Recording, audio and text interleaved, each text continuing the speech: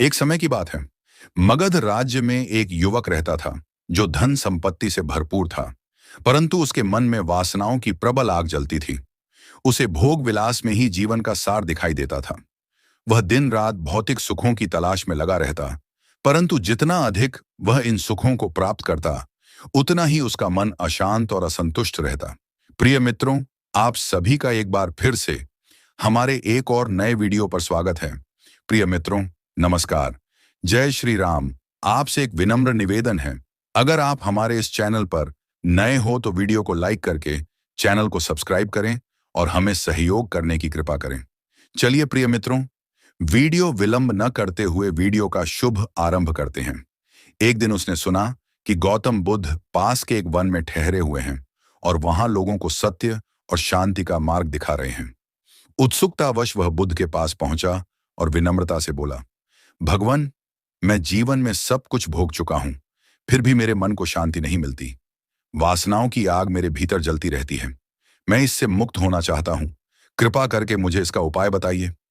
बुद्ध ने युवक की आंखों में झांका और शांत स्वर में कहा, मैं तुम्हें एक कथा सुनाता हूं, ध्यानपूर्वक सुनो। युवक ने श्रद्धा से सिर झुका लिया। बुद्ध ने कहना प्रारंभ किया, बहुत समय पहले की बात है। एक गांव में एक व्यक्ति रहता था जिसे मिठाई खाने की अत्यधिक लालसा थी। वह हर दिन विभिन्न प्रकार की मिठाइयां खाता, लेकिन उसकी तृष्णा कभी समाप्त नहीं होती थी। जितना अधिक वह खाता, उतनी ही उसकी भूख और बढ़ती जाती। एक दिन वह एक प्रसिद्ध साधु के पास पहुंचा और बोला, महाराज, मैं इस मिठाई खाने की आदत से छुटकारा पाना चाहता हूं, परंतु यह चाहकर भी नहीं छूटती। कृपया कोई उपाय बताइए। बुद्ध मुस्कुराए और युवक की ओर देखा। अब बताओ, उन्होंने पूछा, वह साधु उस व्यक्ति से क्या कहता होगा।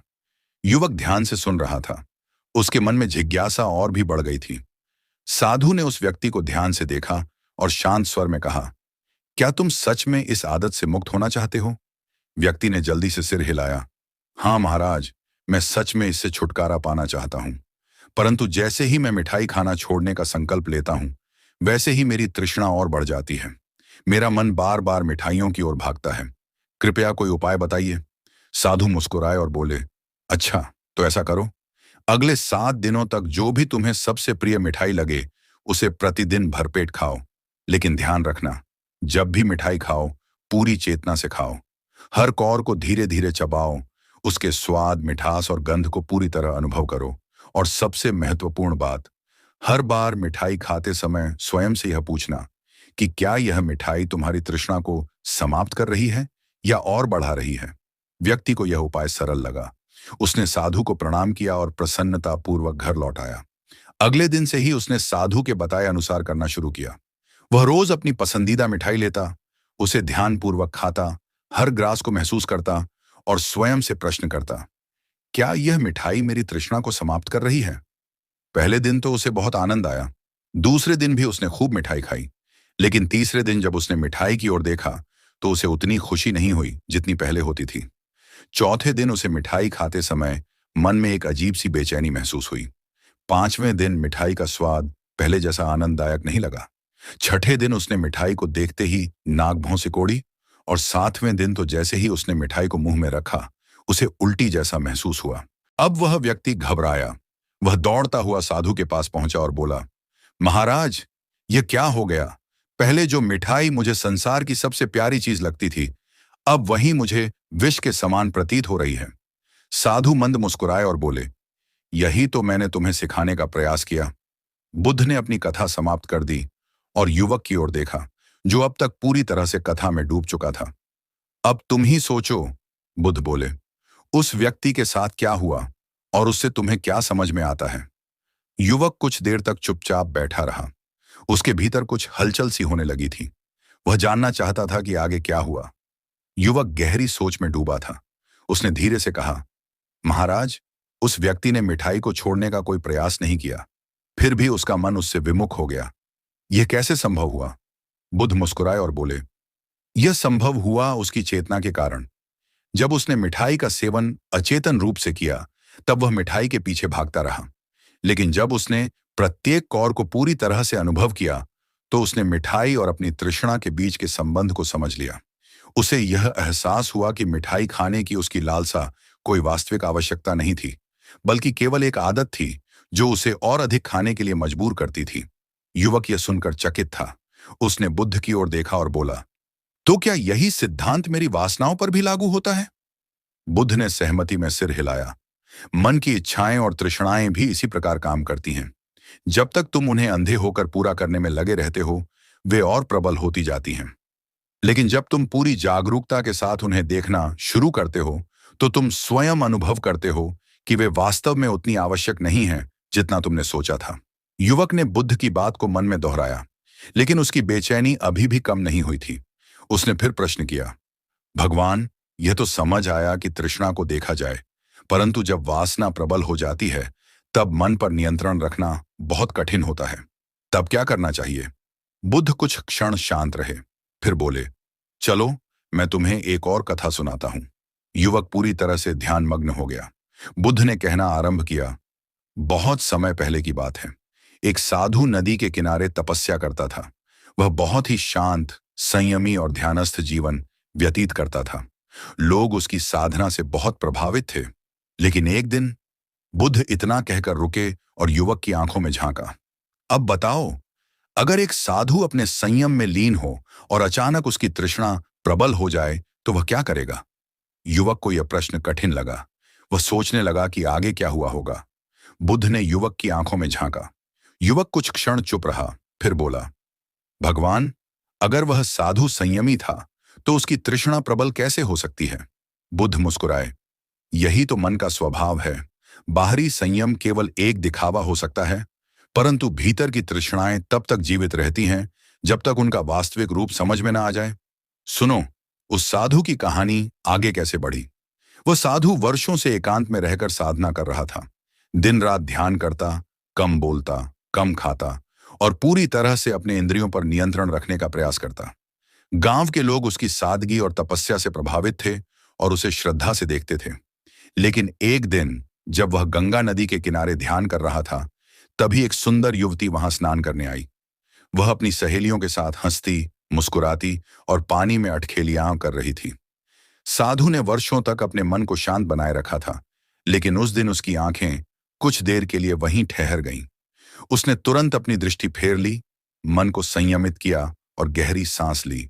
परंतु कुछ ही क्षणों बाद उसके मन में एक विचित्र हलचल होने लगी। वर्षों से जिस तृष्णा को उसने दबाकर रखा था, वह अचानक जाग उठी। मैं तो एक साधु हूं, मुझे इन सब बातों से क्या लेना देना, उसने स्वयं से कहा। लेकिन मन ने उत्तर दिया, सच में? अगर तुम इतने ही निर्मल हो, तो तुम्हारा ध्यान भंग क्यों हुआ? साधु घबरा गया। उसने आंखें बंद कर लीं, परंतु उसके मन में अब विचारों की आंधी चलने लगी।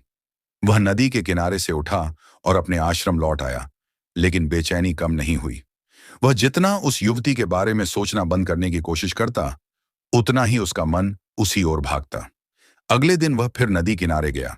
इस बार उसकी दृष्टि बार बार पानी में झांकने लगी। वह युवती वहां नहीं थी, परंतु उसकी स्मृति अब भी साधु के भीतर जल रही थी। वह निराश होकर वापस लौटा। उसकी तपस्या में बाधा आने लगी। मैंने इतने वर्षों तक संयम का पालन किया, फिर भी मेरा मन क्यों विचलित हो गया?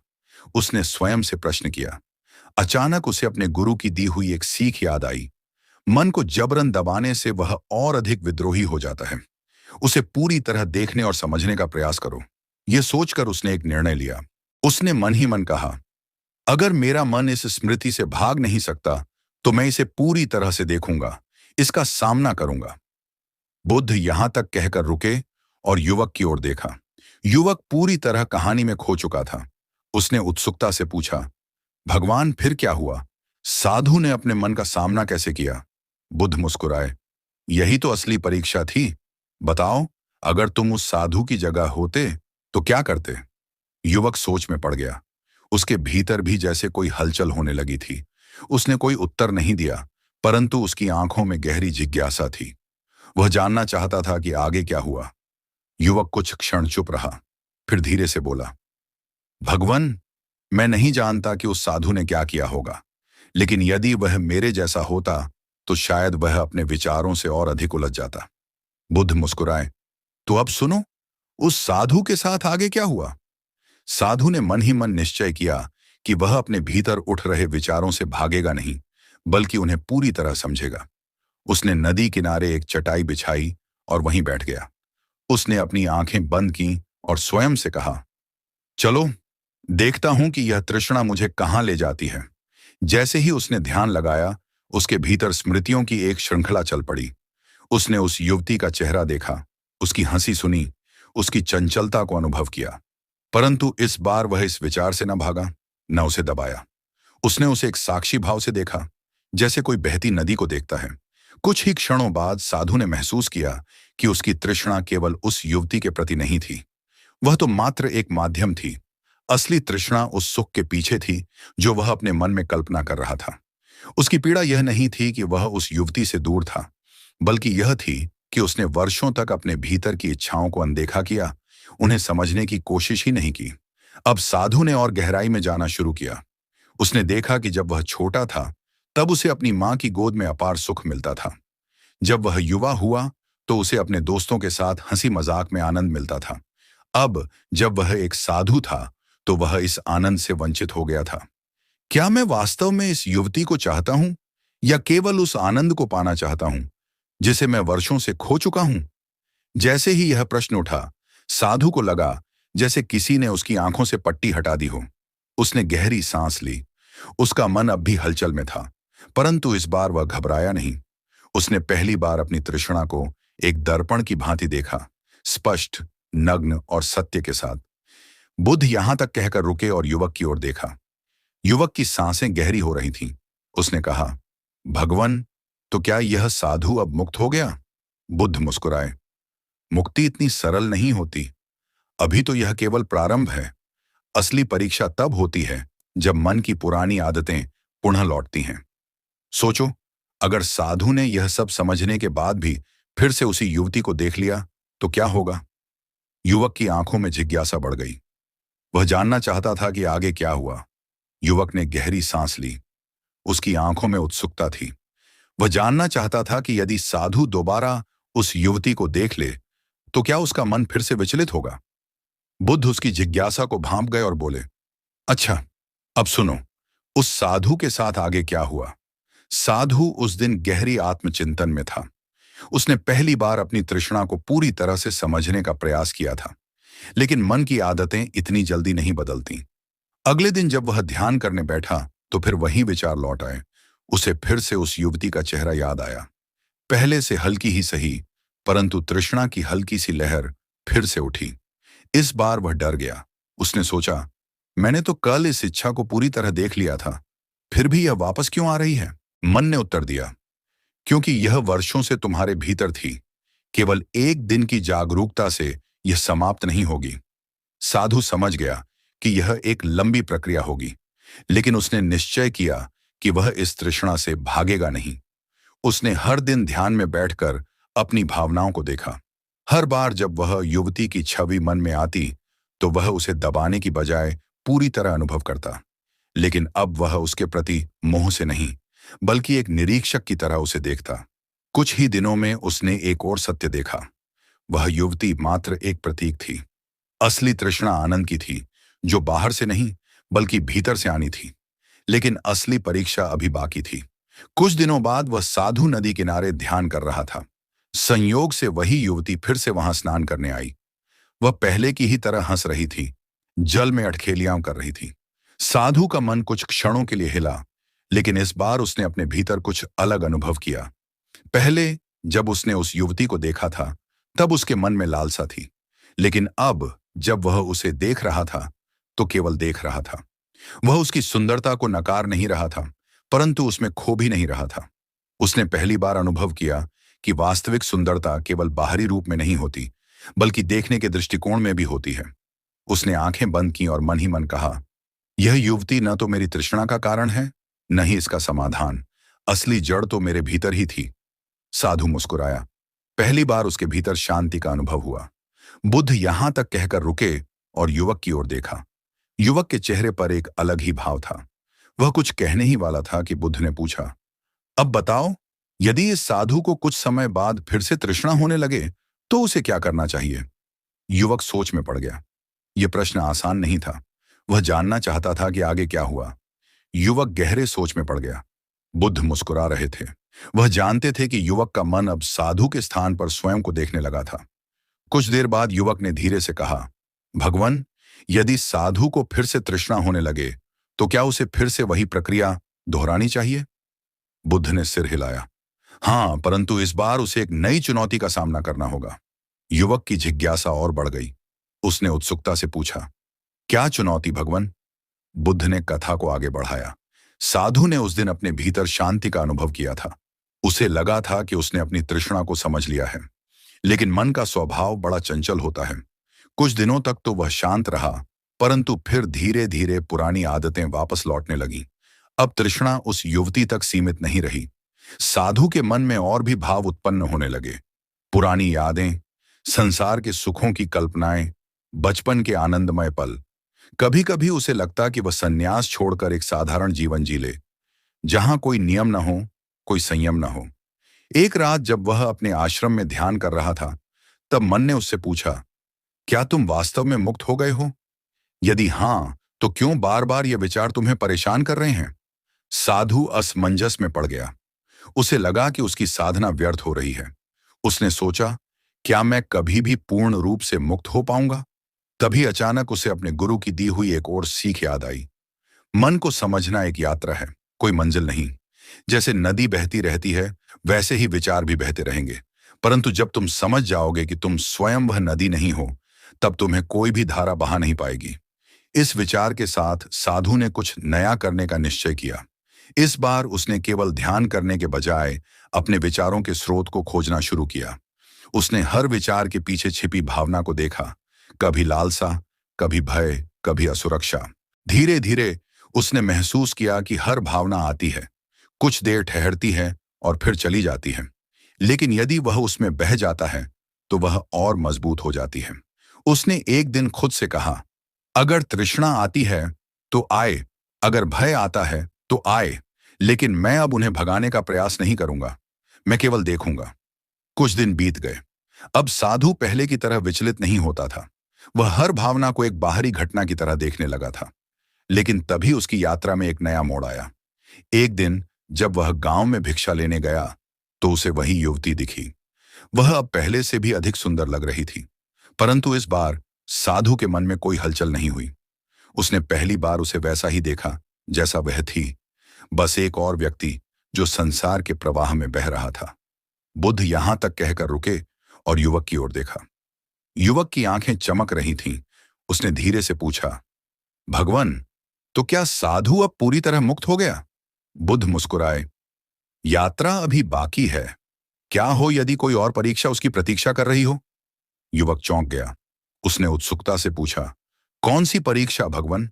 बुद्ध ने उत्तर दिया, सुनो, साधु के जीवन में आगे क्या हुआ। साधु ने उस दिन पहली बार युवती को बिना किसी तृष्णा के देखा था। उसे यह देखकर अजीब सा लगा कि मन अब पहले की तरह व्याकुल नहीं हुआ, लेकिन उसने अनुभव किया कि यह केवल एक क्षणिक शांति हो सकती है। क्या होगा यदि किसी और परिस्थिति में उसका मन फिर डगमगा जाए? वह अपने आश्रम लौट आया और गहरे ध्यान में बैठ गया। अब वह अपने विचारों को और गहराई से समझने की कोशिश कर रहा था। लेकिन तभी एक अप्रत्याशित घटना घटी। एक रात जब वह ध्यान कर रहा था, अचानक उसके आश्रम के द्वार पर किसी ने दस्तक दी। वह उठा और दरवाजा खोला। बाहर वही युवती खड़ी थी जो अब तक केवल उसकी कल्पनाओं और तृष्णाओं का कारण रही थी। साधु कुछ क्षण के लिए अवाक रह गया। युवती ने सिर झुकाकर कहा, मुझे आपसे कुछ पूछना है स्वामी, क्या मैं भीतर आ सकती हूं? साधु ने मन ही मन गहरी सांस ली और संयम बनाए रखते हुए कहा, कृपया कहो, मैं तुम्हारी सहायता कैसे कर सकता हूं? युवती ने कहा, मैं कई दिनों से आपको देख रही हूं। आप हमेशा शांत और प्रसन्न रहते हैं, लेकिन मैं समझ नहीं पा रही कि इस संसार की मोहमाया से कोई व्यक्ति कैसे मुक्त हो सकता है। मुझे भी इस शांति की खोज है, कृपया मुझे मार्ग दिखाइए। साधु के लिए यह एक नई चुनौती थी। अब तक उसने केवल अपने भीतर की तृष्णाओं से संघर्ष किया था, लेकिन आज पहली बार वह स्वयं उस व्यक्ति के सामने खड़ा था जो कभी उसकी परीक्षा का कारण बनी थी। उसने युवती की आंखों में झांका। वहां जिज्ञासा थी, लेकिन कहीं ना कहीं एक हल्का आकर्षण भी झलक रहा था। साधु कुछ क्षणों के लिए चुप रहा। फिर उसने मुस्कुराकर कहा, शांति केवल बाहरी संसार से मुक्ति पाने में नहीं है, बल्कि अपने भीतर की भावनाओं को समझने में है। युवती ने कहा, लेकिन मेरे मन में कई प्रश्न हैं। क्या मैं कुछ समय के लिए यहाँ ठहर सकती हूँ और आपसे सीख सकती हूँ? यह सुनकर साधु का मन विचलित हो उठा। यह वही परिस्थिति थी जिससे बचने के लिए उसने वर्षों तक तपस्या की थी। लेकिन अब यदि वह युवती को ठहरने की अनुमति दे, तो क्या वह स्वयं को संभाल पाएगा? या फिर कहीं ऐसा ना हो कि उसका मन फिर से उलझ जाए। वह स्वयं को परखने के सबसे बड़े द्वार पर खड़ा था। बुद्ध यहां तक कहकर रुके और युवक की ओर देखा। युवक अब पहले से अधिक गंभीर हो चुका था। उसने धीरे से कहा, भगवान, अब साधु को क्या करना चाहिए? बुद्ध मुस्कुराए और बोले, यही तो असली परीक्षा है। अब सुनो, उस साधु ने क्या निर्णय लिया? साधु के मन में एक क्षण के लिए हलचल हुई। उसने वर्षों की तपस्या से अपने भीतर के विकारों को समझा था, लेकिन यह परीक्षा उससे कुछ और ही मांग रही थी। उसने युवती की ओर देखा। उसकी आंखों में सच्ची जिज्ञासा थी, लेकिन साधु अनुभव कर सकता था कि कहीं ना कहीं एक हल्का मोह भी छिपा था। उसने शांत स्वर में कहा, यदि तुम्हें शांति की खोज करनी है, तो तुम्हें अपने भीतर देखना होगा। यहां रहकर तुम क्या सीखना चाहती हो? युवती ने सिर झुका लिया और बोली, स्वामी, मेरा मन हमेशा व्याकुल रहता है। पहले मैं संसार के सुखों में खोई हुई थी, लेकिन अब समझ नहीं पा रही कि वास्तविक सुख क्या है। मैं देखती हूं कि आप सदैव शांत रहते हैं, इसलिए मैं यह सीखना चाहती हूं कि यह शांति कैसे प्राप्त की जाए। साधु समझ गया कि युवती केवल आकर्षणवश यहां नहीं आई थी, बल्कि वास्तव में अपने भीतर की बेचैनी को समाप्त करना चाहती थी। लेकिन वह जानता था कि यह एक कठिन मार्ग था, और यदि उसने उसे अपने आश्रम में रखा, तो यह न केवल उसके लिए, बल्कि स्वयं साधु के लिए भी एक बड़ी चुनौती बन सकता था। उसने कुछ क्षण विचार किया, फिर बोला, यदि तुम सीखना चाहती हो, तो तुम्हें अपनी परीक्षा स्वयं लेनी होगी। युवती ने आश्चर्य से पूछा, कैसी परीक्षा स्वामी? साधु ने एक सूखी शाखा उठाई और उसे जलती हुई अग्नि में डाल दिया। कुछ ही क्षणों में वह धू धू कर जलने लगी। उसने कहा, मन भी इसी तरह है। जब तक उसमें ईंधन रहेगा, तब तक उसमें आग जलती रहेगी। क्या तुम अपने भीतर जल रहे इस ईंधन को पहचान सकती हो? युवती कुछ समझ नहीं पाई। उसने धीरे से कहा, स्वामी, मैं नहीं समझी। साधु मुस्कुराया और बोला, मैं तुम्हें अपने आश्रम में नहीं रोक सकता, लेकिन यदि तुम सच में सीखना चाहती हो, तो तुम्हें पहले स्वयं को समझना होगा। जाओ, 7 दिन तक पूर्ण मौन में रहो। किसी से बात मत करो, किसी की ओर आकर्षित मत हो, और बस अपने विचारों को देखो। यदि तुम इस परीक्षा में सफल हो गई, तो तुम समझ जाओगी कि वास्तविक शांति क्या है। युवती कुछ क्षणों तक सोचती रही, फिर उसने सिर झुकाकर कहा, मैं यह करने का प्रयास करूंगी स्वामी। बुद्ध यहां तक कहकर रुके और युवक की ओर देखा। युवक गहरे विचार में डूब गया था। उसने धीरे से पूछा, भगवान, क्या युवती इस परीक्षा में सफल हो पाएगी?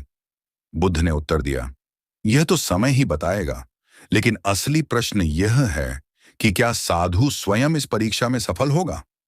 युवक चौंक गया। उसने आश्चर्य से पूछा, स्वामी, साधु की कौन सी परीक्षा? बुद्ध मुस्कुराए और बोले, अब सुनो, साधु की परीक्षा कैसे प्रारंभ हुई। युवती ने साधु की बात स्वीकार कर ली। अगले 7 दिनों तक वह पूर्ण मौन में रहेगी, अपने विचारों को देखेगी और स्वयं को परखेगी। साधु ने उसे आश्रम के पास एक अलग कुटिया में ठहरने की अनुमति दी, जहां कोई अन्य व्यक्ति उसे विचलित न कर सके। पहले दिन युवती को बहुत विचित्र अनुभव हुआ। उसने कभी ऐसा मौन धारण नहीं किया था। उसके भीतर विचारों का तूफान उठने लगा।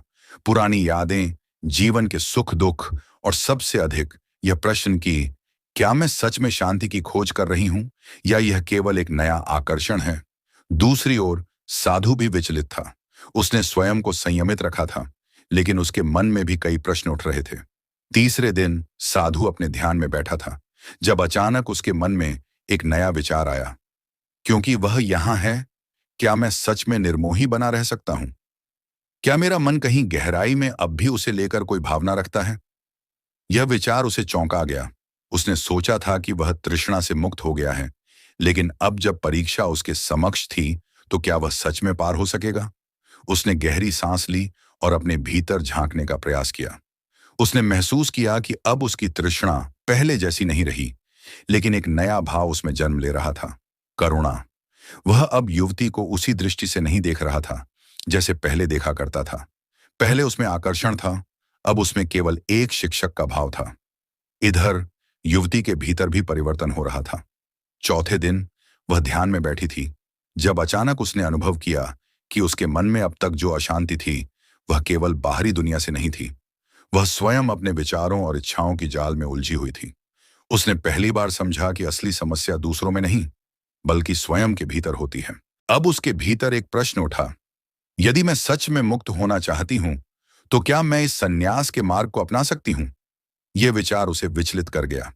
बुद्ध यहां तक कहकर रुके और युवक की ओर देखा। युवक की आंखों में गहरी जिज्ञासा थी। उसने धीरे से पूछा, भगवान, क्या युवती अब सन्यासिनी बनने जा रही है? बुद्ध मुस्कुराए और बोले, यही तो असली परीक्षा है। अब सुनो, आगे क्या हुआ। पांचवां दिन था। साधु और युवती दोनों ही अपनी अपनी परीक्षा से गुजर रहे थे। युवती के भीतर का कोलाहल धीरे धीरे शांत होने लगा था, लेकिन अब एक और प्रश्न बार बार उसके मन में उठ रहा था। क्या यह शांति स्थायी है? क्या यह मात्र एक क्षणिक अनुभव है? वह देख पा रही थी कि जब तक वह अकेली थी, मौन में थी, तब तक उसका मन शांत था। लेकिन जैसे ही वह कल्पना करने लगती कि वह पुनः संसार में लौटेगी, लोगों से बात करेगी, अपने परिवार और मित्रों से मिलेगी, तो मन में हलचल होने लगती। तो क्या मेरी शांति केवल इस एकांत की देन है?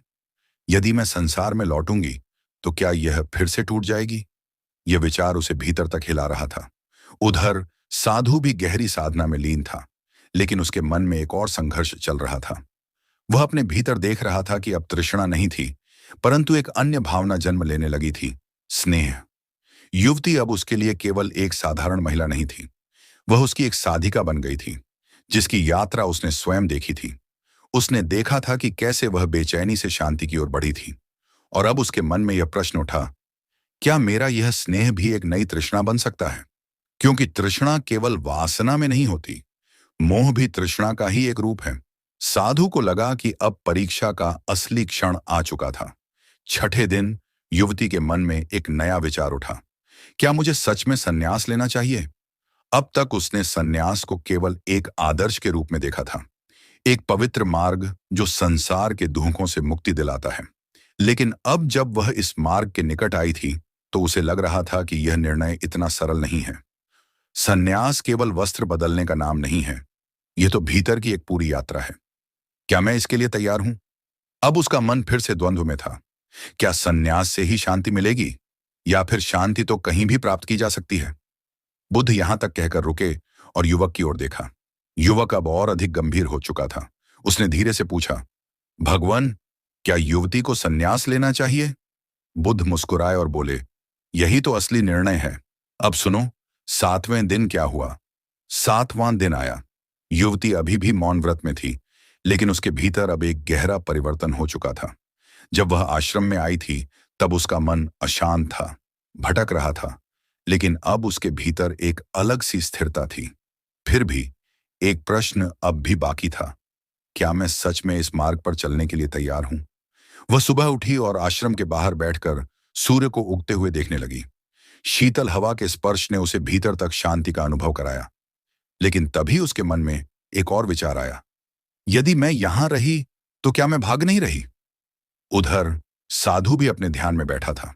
7 दिनों के इस मौन ने न केवल युवती के भीतर परिवर्तन लाया था, बल्कि साधु को भी उसकी अपनी चेतना में और गहराई तक ले गया था।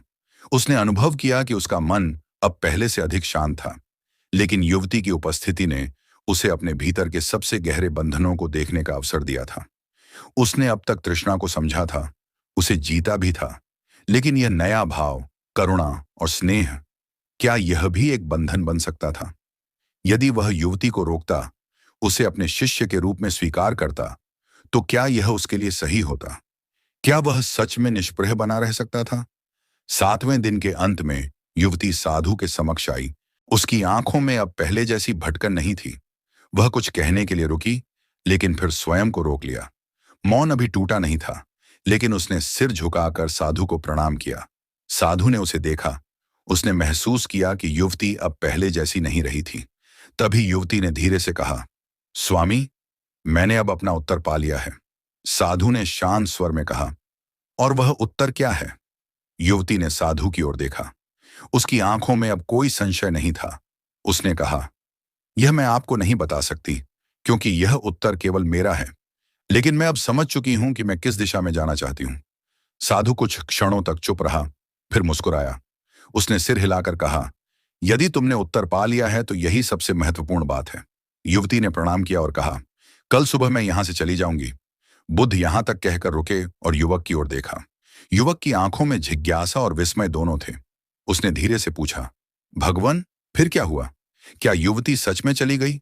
बुद्ध मुस्कुराए और बोले, अब सुनो। जब प्रातःकाल का सूर्य उगा तो सुबह का पहला प्रकाश आश्रम के आंगन में फैलने लगा था। हल्की ठंडी हवा पेड़ों की शाखाओं को धीरे धीरे हिला रही थी। साधु ध्यान में बैठे थे, लेकिन उनके मन में भी एक हलचल थी। क्या युवती सच में चली जाएगी? और यदि हां, तो किस मार्ग पर? युवती अपनी कुटिया से निकली। 7 दिनों की साधना ने उसे पूरी तरह बदल दिया था। जब वह यहां आई थी, तब उसका मन एक अशांत नदी की तरह था, लेकिन अब उसमें एक गहरी स्थिरता थी। साधु ने अपनी आंखें खोली और युवती को आते देखा। वह शांत भाव से उनके सामने आकर खड़ी हो गई। स्वामी, मैं जाने से पहले आपसे एक अंतिम प्रश्न पूछना चाहती हूं, युवती ने कहा। साधु ने सिर हिलाया। पूछो। युवती ने थोड़ी देर सोचा, फिर पूछा, मैंने इन 7 दिनों में बहुत कुछ सीखा, लेकिन एक प्रश्न अब भी मेरे मन में है।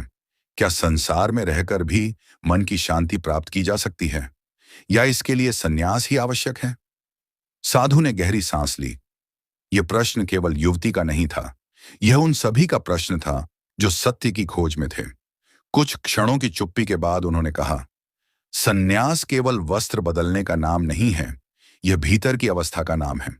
कोई व्यक्ति जंगल में रहकर भी तृष्णा और मोह में बंधा हो सकता है, और कोई व्यक्ति संसार में रहकर भी मुक्त हो सकता है। असली बात यह है कि तुम अपने भीतर कैसा अनुभव करती हो। युवती उनकी बातों को ध्यान से सुन रही थी। साधु ने आगे कहा, यदि तुम्हें लगे कि संन्यास तुम्हारे लिए आवश्यक है तो उसे स्वीकार करना, लेकिन यदि तुम्हें लगे कि संसार में रहकर भी तुम अपने मन को नियंत्रित कर सकती हो, तो वही तुम्हारा मार्ग होगा। युवती ने सिर झुका लिया। उसे अब उत्तर मिल चुका था। बुद्ध यहां तक कहकर रुके और युवक की ओर देखा। युवक की आंखों में गहरी जिज्ञासा थी। उसने धीरे से पूछा, भगवान, फिर क्या हुआ? क्या युवती सन्यासिनी बनी या संसार में लौट गई? बुद्ध मुस्कुराए और बोले, अब सुनो। जब युवती ने अपनी यात्रा प्रारंभ की, युवती ने साधु के शब्दों को हृदय में उतार लिया था। वह समझ चुकी थी कि संन्यास कोई बाहरी परिवर्तन नहीं, बल्कि आंतरिक अवस्था है। अब निर्णय का समय आ गया था। सुबह के प्रकाश में जब आश्रम के वृक्षों पर पक्षी चहचहा रहे थे, युवती ने साधु के सामने हाथ जोड़कर प्रणाम किया और कहा, स्वामी, मैं अपने मार्ग पर आगे बढ़ूंगी, लेकिन जाने से पहले मैं आपसे एक विनती करना चाहती हूं।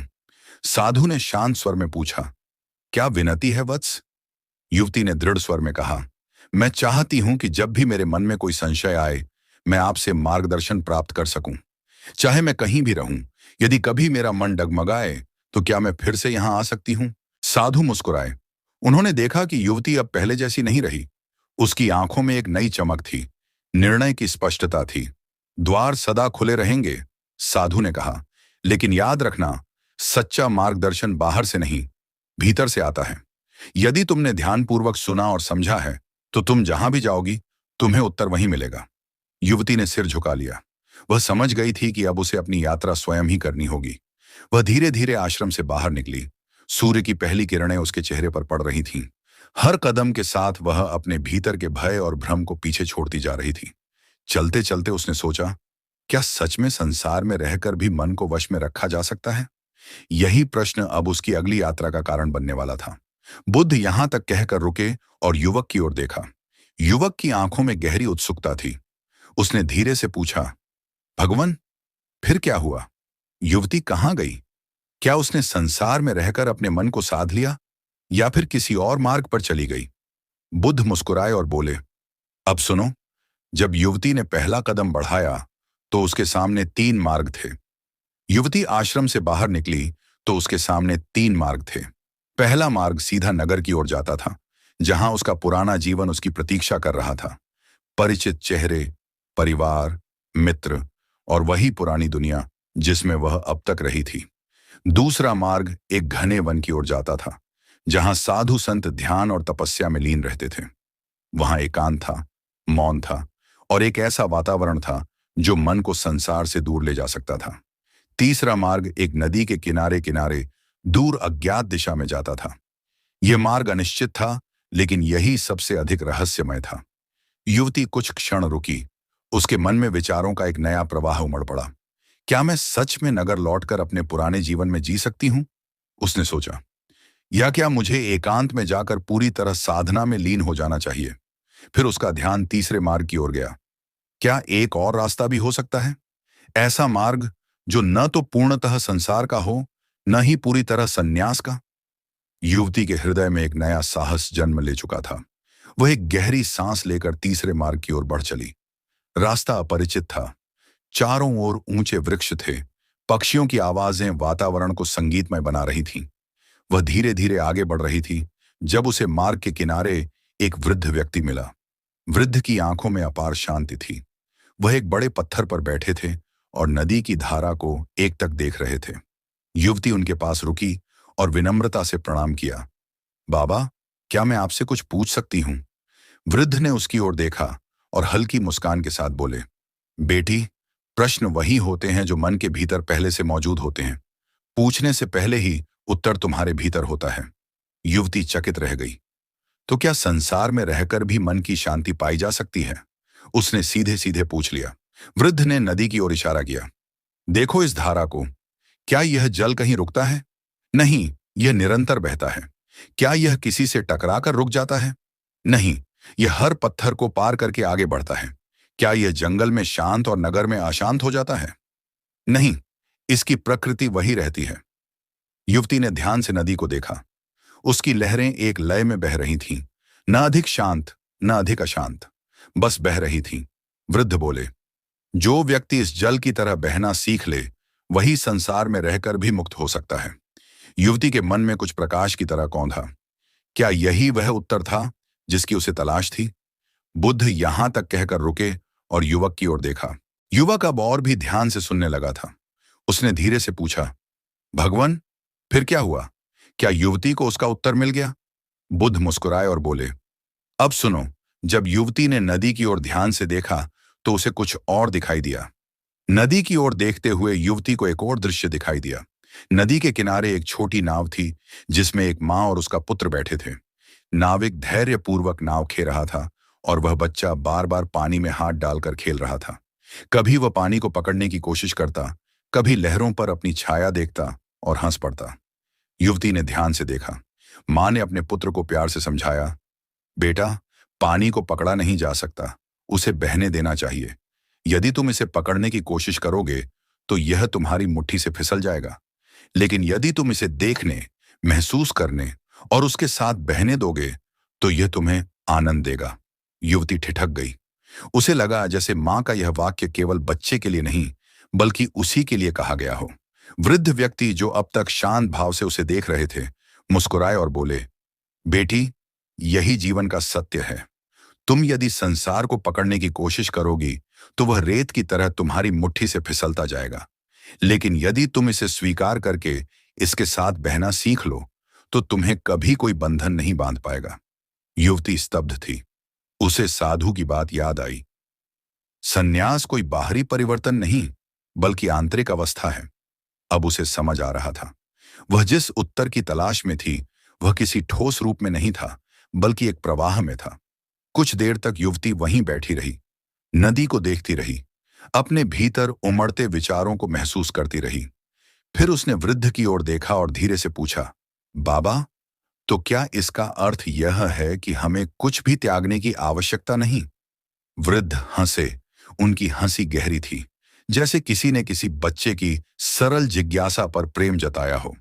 त्याग वही करता है जो पहले पकड़ता है, उन्होंने उत्तर दिया। जिसने कभी पकड़ा ही नहीं, उसे छोड़ने की भी आवश्यकता नहीं होती। युवती के भीतर कुछ बदलने लगा था। बुद्ध यहां तक कहकर रुके और युवक की ओर देखा। युवक अब पूरी तरह कथा में डूब चुका था। उसने उत्सुकता से पूछा, भगवान, फिर क्या हुआ? क्या युवती को अब भी कुछ खोजने की आवश्यकता थी? बुद्ध मुस्कुराए और बोले, अब सुनो। जब युवती ने अपनी यात्रा का अगला कदम बढ़ाया तो उसके सामने एक नया मार्ग खुलने लगा। युवती की आंखों में अब एक नई चमक थी। उसके भीतर कोई हलचल शांत हो रही थी, लेकिन यात्रा अभी समाप्त नहीं हुई थी। उसने वृद्ध को प्रणाम किया और आगे बढ़ने लगी। नदी का किनारा छोड़ते ही रास्ता दोबारा दो शाखाओं में बढ़ गया। एक मार्ग पहाड़ी की ओर जाता था, जहां ऊंचाई पर एक छोटा आश्रम दिखाई दे रहा था। दूसरा मार्ग जंगल में गहराई तक जाता था, जहां दूर दूर तक पेड़ों की हरियाली फैली हुई थी। युवती कुछ क्षण रुकी। क्या मुझे किसी गुरुकुल में जाकर और ज्ञान प्राप्त करना चाहिए, उसने सोचा, या मुझे स्वयं ही जीवन के अनुभवों से सीखना चाहिए। उसने अपनी आंखें बंद की और मन को टटोला।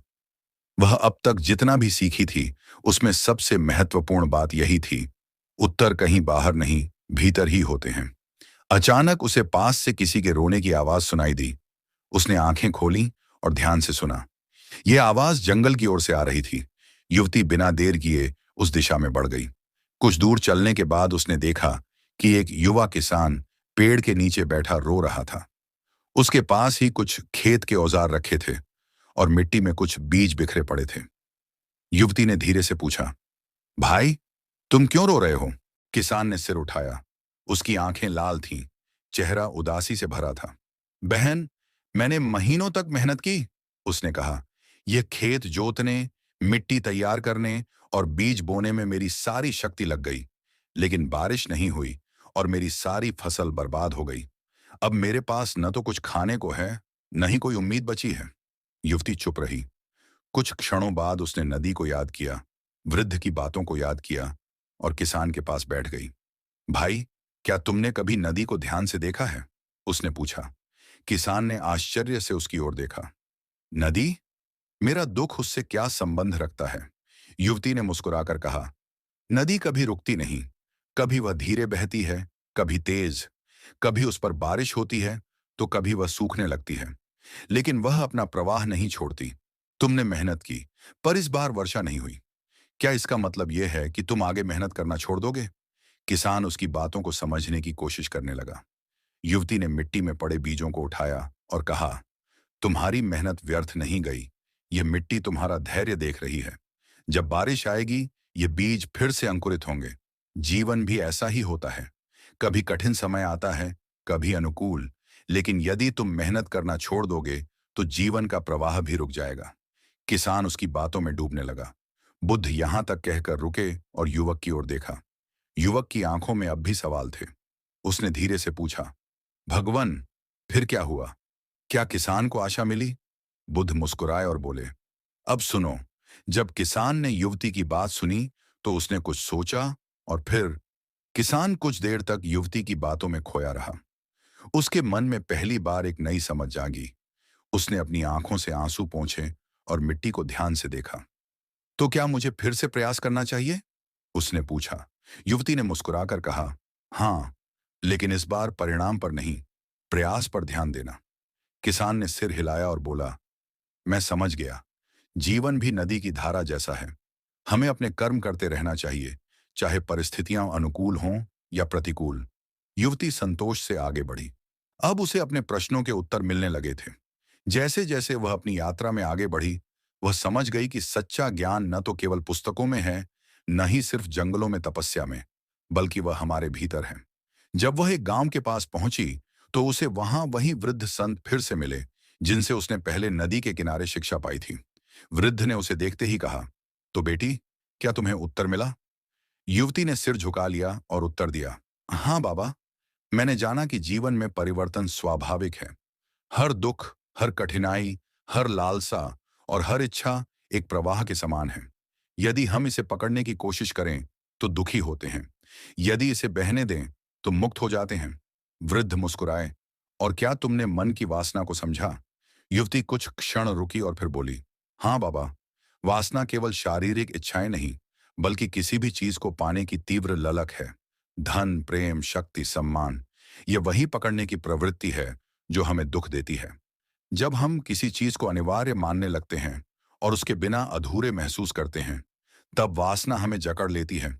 परंतु जब हम इसे एक नदी की धारा की तरह देखने लगते हैं, जो आती और चली जाती है, तो हम इससे मुक्त हो जाते हैं।